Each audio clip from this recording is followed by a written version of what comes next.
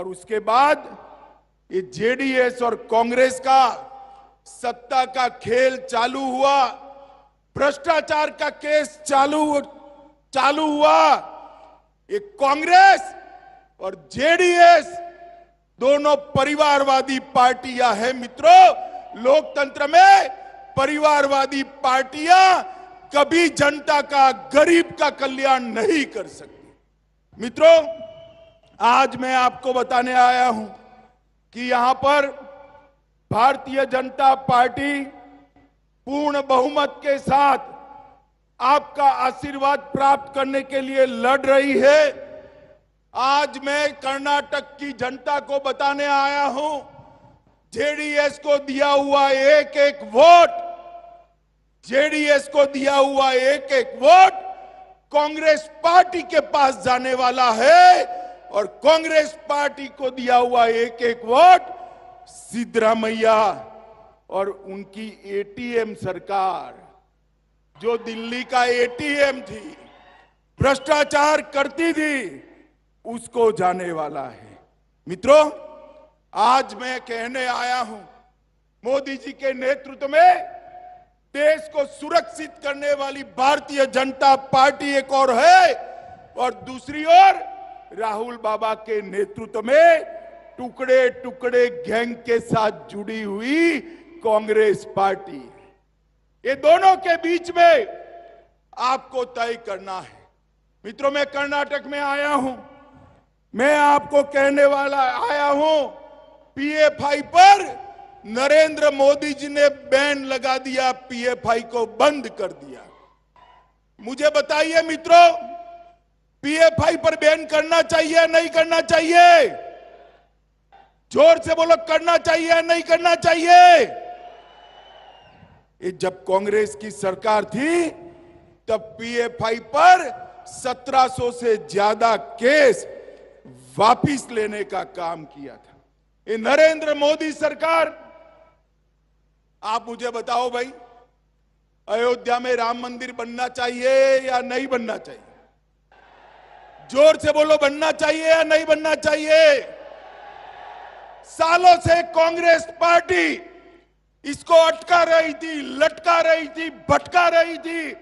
नरेंद्र मोदी जी को आपने 19 में प्रधानमंत्री बनाया, मोदी जी ने राम मंदिर का शिलान्यास कर दिया और भव्य राम मंदिर बनने जा रहा है।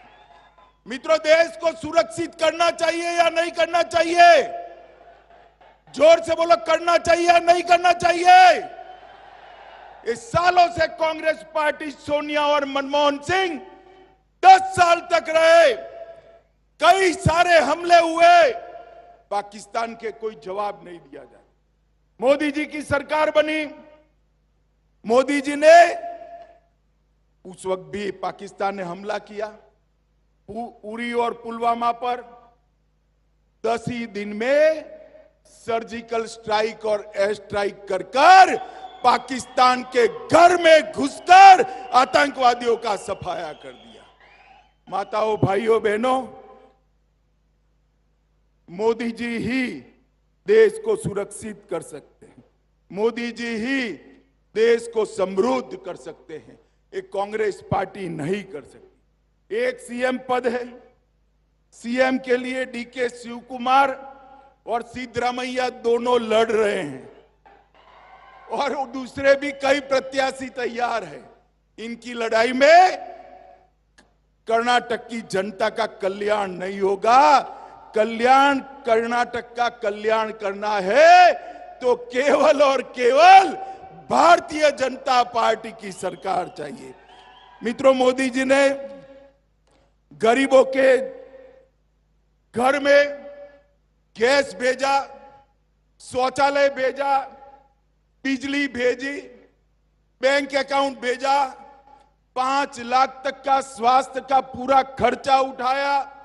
और मुझे बताओ, बेल्लारी वालों, हॉस्पिटल वालों, सबने कोरोना का टीका लिया है या नहीं लिया है? कोरोना का वैक्सीनेशन हुआ है? वो जरा हाथ ऊपर करो तो। सबका हो गया ना? एक पैसा देना पड़ा है क्या? जरा जोर से बोलिए, देना पड़ा है क्या? मोदी जी ने 130 करोड़ लोगों को फ्री ऑफ कॉस्ट कोरोना का टीका लगाकर कर्नाटक को कोरोना से सुरक्षित कर दिया है। हर गरीब के घर में 2.25 साल से प्रति व्यक्ति प्रति माह 5 किलो चावल या रागी या गेहूं या ज्वार ये भेजकर गरीब के चूल्हे को जलते रखने का काम देश के प्रधानमंत्री जी ने किया है। मित्रों, बेल्लारी जिले को भारतीय जनता पार्टी की सरकार ने डीएमएफ ग्रांट 2000 करोड़ दी, 13,000 करोड़ रुपया पूरे कर्नाटक में डिस्ट्रिक्ट मिनरल फंड का दिया। लगभग 59 जिलों को भरने के लिए 1300 करोड़ रुपए की लागत से इसको आगे बढ़ाया।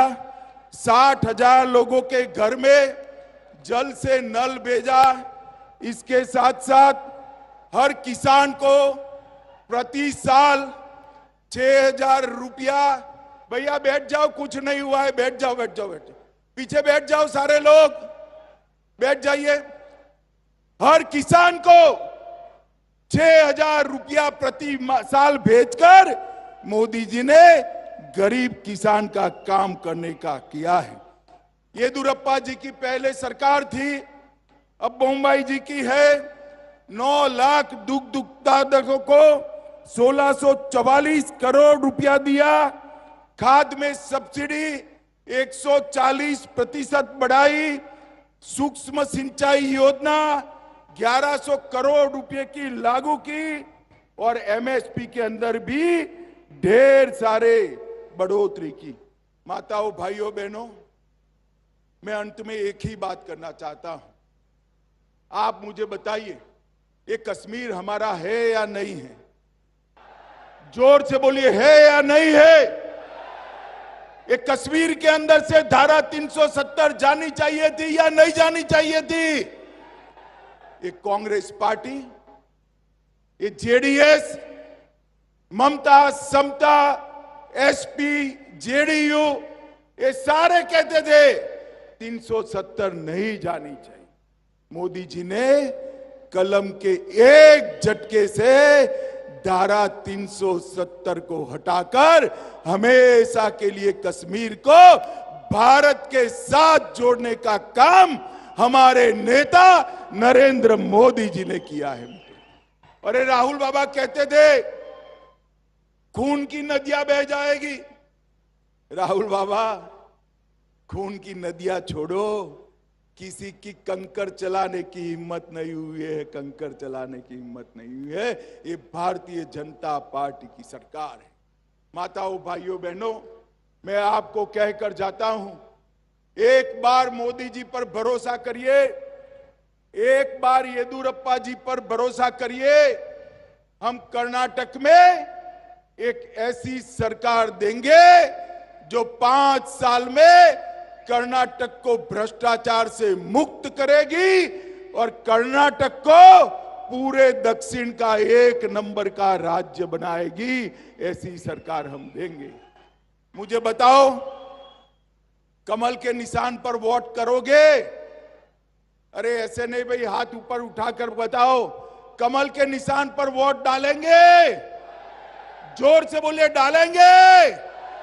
मोदी जी का हाथ मजबूत करेंगे, मोदी जी को मजबूत बनाएंगे, पूर्ण बहुमत की सरकार बनाएंगे।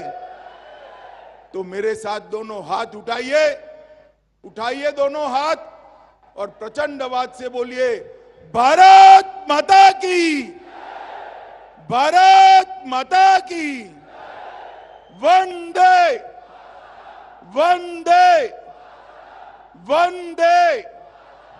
फिर से एक बार, मुझे आने में बहुत देरी हुई, इसलिए आपकी समाप्त ना कर मेरी बात को समाप्त करता हूं। वंदे मातरम।